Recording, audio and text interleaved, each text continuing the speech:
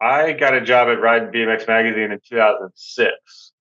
So you would have been not yet riding, which is kind of crazy. Yeah. I can save some of that though for whenever want to start things, whatever, because I think that's kind of interesting in itself. The Broken Spoke Podcast, Episode 1. Adam Taylor, aka Fat Tony. This episode has been sponsored by ZZ Designs. More information in the description or at the end of the video. Oh, yeah. I started writing in like 2012 or so. So, Okay. this is Yeah. So like right after I kind of left the magazine. You fell in love with BMX and then photography. I think when you went to New York in like fifth grade, you really, I just found photography interesting. And now, when you started riding BMX, was there always that natural connection, or did you have like an epiphany where you can do BMX and photography at the same time? Yeah, good question. I don't think it came that natural yet. So when I fell in love with BMX, it was like through the movie Rad, like probably early 90s, and at that time, like nobody had phones with cameras in their pockets. Like very few people even had like video cameras and stuff. But once, I got into probably high school era, that's when it's like, all right, cameras are not that hard to come by. Like a few people have video cameras, and then that's also when I've started watching videos and looking at the magazines and stuff. And so, I remember writing into Snap BMX Magazine when Transworld had that kind of racing magazine going, and asking Keith Mulligan, like in the readers' questions in the magazines, like how did he get started in photography or whatever it was, like some kind of photography related question. So I know like I sort of had the inklings of thoughts of like combining them, but I didn't really know what that looked like until several years later. And so yeah, like BMX and photography, like I kind of both independently got interested in them, but it wasn't till like probably toward the end of high school where they kind of like met and converged. But even then, it was like I didn't really know what that looked like of like how to take BMX pictures or anything. It's like I had a little point and shoot camera, and it's like can't do anything with that. You can do more nowadays with an iPhone than you could with whatever I had access to back then. So it took a while to like kind of figure out how to. That's interesting because when I first started, I was like, I definitely have to put these together because I kind of found them at the exact same time. So I was like, Mm. okay, film this, film my friends, and then I got right into video classes. But before that, like in high school, did you have any photography classes or any like no? No, so and that's interesting again because of the age difference, right? Like you kind of grew up in an era like where the cameras and video cameras and stuff were like pretty accessible, and you pretty much started like riding when YouTube and everything was like kind of already a thing, right? So I was like before that time, and so again, it took a while to put them together. But no, for me, like kind of like the transition or like the very long, slow journey for me in photography was like you mentioned, like fell in love with photography on a fifth grade trip to New York City. And that was with like a little point and shoot film camera, right? Where you had to like send off the film to get developed and like go get it from the grocery store a few days later after the pictures were developed. Um, and then when I was a sophomore in high school, my mom got like a, still a film camera, but an SLR camera that had like interchangeable lenses, right? The only reason she bought it is because my sister was graduating high school. She was 2 years ahead of me. And my mom wanted like a zoom lens that she could like zoom in to like get a picture of my sister crossing the stage of graduation. So now all of a sudden I went from like a point and shoot camera to now I had a camera with a zoom lens that felt a little more not quite professional, but like it was a step up for me. And so, throughout that time I still had no like direction in terms of photography per se. But then my senior year of high school, I got on the yearbook staff at the school. And so it was still very like rudimentary, like, basic camera, point and shoot style, getting film developed, like cropping it with like little red grease part markers, by hand, like not even cropping it on the computer or whatever, because it wasn't digital yet. And so that's kind of when I still didn't have any instruction, honestly. Like the yearbook teacher like didn't tell us how to take photos. Like it wasn't a photography class. It was just like, here's a camera, go around school and take pictures. Like we have a page of the yearbook dedicated to this thing. Go take a picture of that thing and like put it on a page or whatever. But it was just enough to kind of keep me excited and keep me going. And it was like that was kind of when I really melded the two together, where it's like, oh, I love BMX. I love looking at this magazine every month that comes to my mailbox. If I can, take pictures of BMX riders, put them into a magazine. And also at the yearbook staff, like you took the pictures and you laid out the pages. So like the kind of graphic design work. So that's when I thought like, oh, I could take BMX pictures, put them on the pages, design a BMX magazine, like, kind of combine everything. And so again, like I literally had zero direction. It's insane that I got to where I ended up because I had so little guidance on it.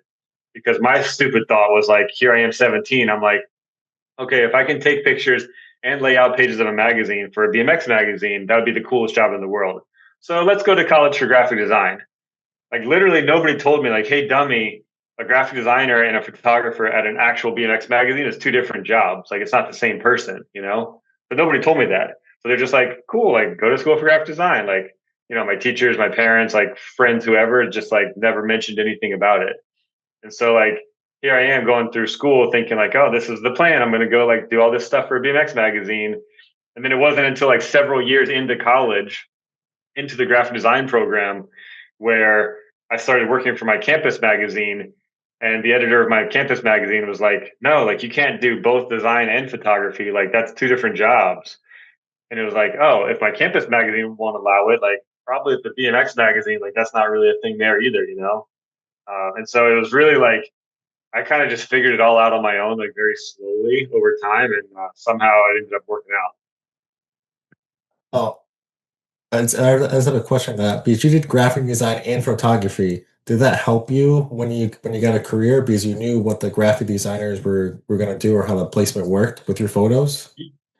A little bit. So here's the way that I look at it. First of all, I think college in general, like in my time, and I feel so old saying that. So I graduated college. I'm sorry, I graduated high school in 2001. Went to college for 5 years after that, right? So like 2001 to 2006 ish. And so it was still like, college degrees still pretty much meant something. But at the same time, like with design and photography, like you don't really need a degree to be able to get a job or have a career in those creative fields. So I say a couple of things. One is that my school and college allowed me time to figure things out because clearly I had no idea what I was doing when I graduated high school and I barely knew when I graduated college.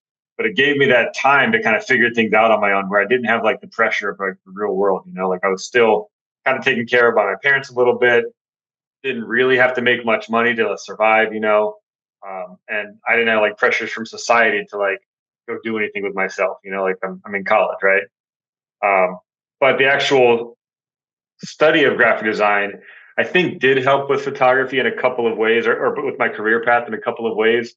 One, like you said, like I do understand kind of the production side of things of like when things go to print, what happens, and also like the end use case for photos. Like, I always say there's a reason why there's a term called starving artist, and it's because a lot of artists don't know how to market themselves or anything like that.